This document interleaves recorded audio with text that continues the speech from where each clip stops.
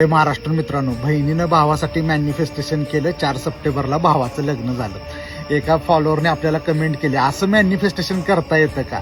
दुसऱ्यांविषयी manifest करायचं आपण आणि ते पूर्ण करणार. हा, लहानपणापासून आई वडिलांची स्वप्न पूर्ण केली ना, ते काय त्यांचं मॅनिफेस्टेशन आपण पूर्ण केलं. डॉक्टराचा मुलगा डॉक्टर होतो, वकिलाचा वकील होतो. का होतो? ते लहानपणापासून मुलाबाळांना तशी साधन सामुग्री, शिक्षण, पैसा पुरवतात आणि मुलगा डॉक्टर होतो किंवा वकील होतो. वडिलांची इच्छा पोरगा पूर्ण करतो. आपण सुद्धा भरपूर केलेल्या आहेत. अध्यात्मातला एक तुम्हाला कंटेंट सांगतो मित्रांनो. काही समाजांमध्ये अशी प्रथा आहे, तुम्हाला आम्हाला माहिती पण नाहीये. माझ्या बाबतीत एक अशी केस झालेली आहे 10 वर्षापूर्वी. माझ्या चांगल्यासाठी एका माझ्या मित्रानं प्रार्थना केली.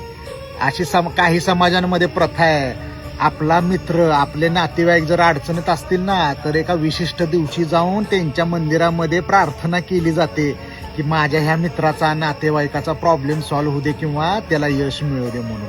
तुम्हाला आम्हाला हे माहिती पण नाहीये. आपण कधी जाऊन देवाच्या दारात अशी प्रार्थना केली का, माझ्या मित्राचा पहिला नंबर येऊ दे म्हणून, त्याची अडचण सॉल्व्ह होऊ दे म्हणून? ज्ञानेश्वरांनी जे पसायदान लिहिले ना, ते विश्वाच्या कल्याणासाठी लिहिलेलं आहे. प्रार्थना जी करायची असते ना, ते आपल्यासोबत इतरांच्या कल्याणासाठी सुद्धा करायची असते. आपण तसलं कधी केलेलं नाहीये. इमेंट फॉक्स नावाचे 150 वर्षापूर्वी लेखक होऊन गेले. एकची पुस्तकं मॅनिफेस्टेशन मध्ये बेसलाईन म्हणून वापरले जातात. त्यांनी प्रार्थना कशी करावी याच्यावरती पुस्तकं लिहिलेले आहेत आणि ते लोक मॅनिफेस्टेशन मध्ये वापरतात.